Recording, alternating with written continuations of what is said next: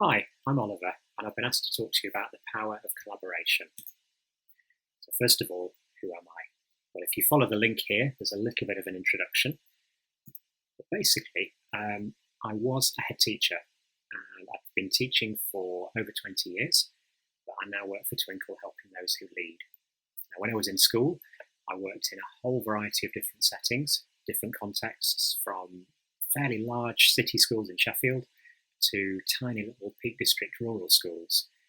And although they had different contexts, they were all very, very similar needs for collaboration and for working together with other schools, whether it was locally or whether it was on collaborative projects that had the same focus.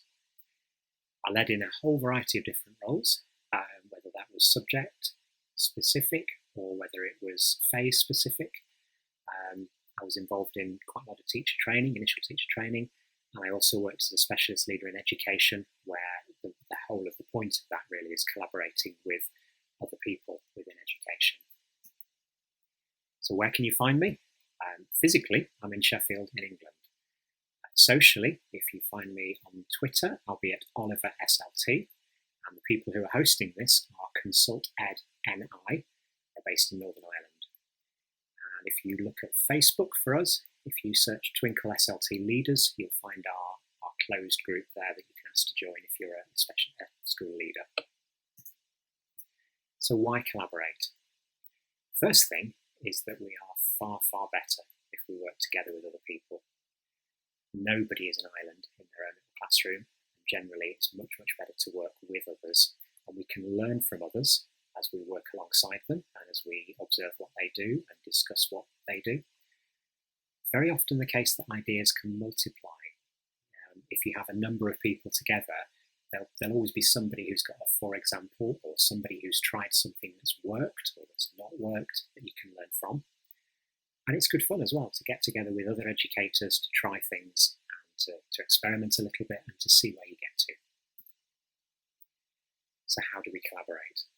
The first thing is you have to be absolutely clear on what you're doing and why you're doing it.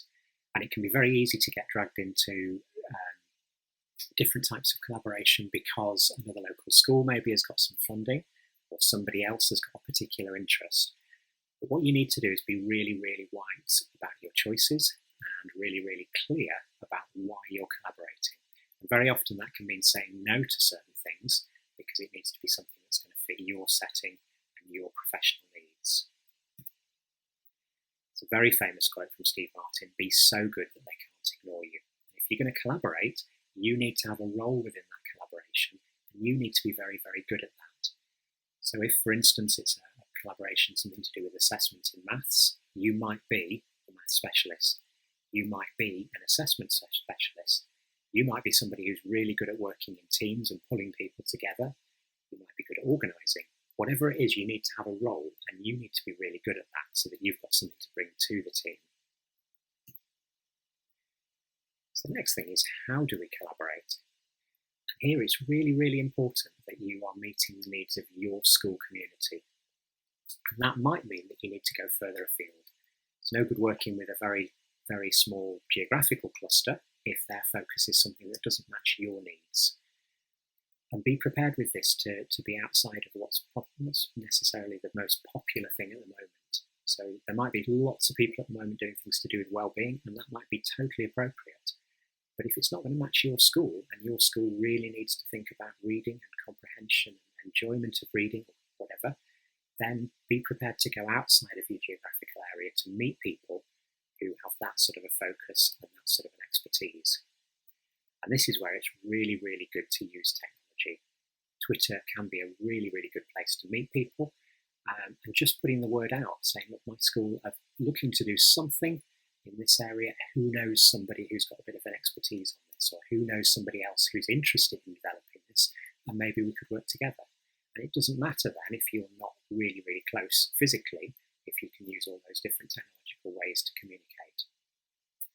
The other thing is spreading the word. So talk to people about what you're doing. Tell the story of what's happening in your school. Tell the story of what's happening in your collaboration. And that can very often spark ideas or enthusiasm from other people that can add to it. It's almost like a snowball effect as you develop that project and as you work together. So what happens? When you work together with other people in education, first of all, you generate excitement. People in your school, if there's something happening that's new, that's a new focus possibly, and that's collaborating with other people, it gets them excited about what's happening in school. And that enthusiasm spreads. So that can be to other schools, it can be to other local schools, it can be to other parts of your school, but people catch that excitement, that enthusiasm, and want to get involved.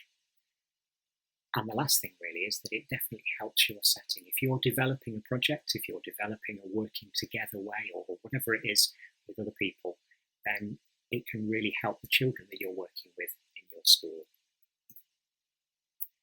And that continues. Very often, once you've done a small-scale collaboration, it can be that other people get sucked into that and it snowballs and becomes a bigger thing. It can be that you share that knowledge and you share what's worked well in your setting, and other people get excited about that and learn from that.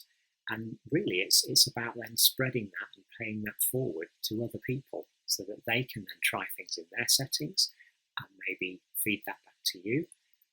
And maybe learn from what you've done, and you can learn what they've done. So finally, whatever you're doing, let us know. I'd be really interested to hear by either email or by message on Twitter or through Facebook or whatever is appropriate for you, but just let us know what you're doing. That would be really good. Thank you very much.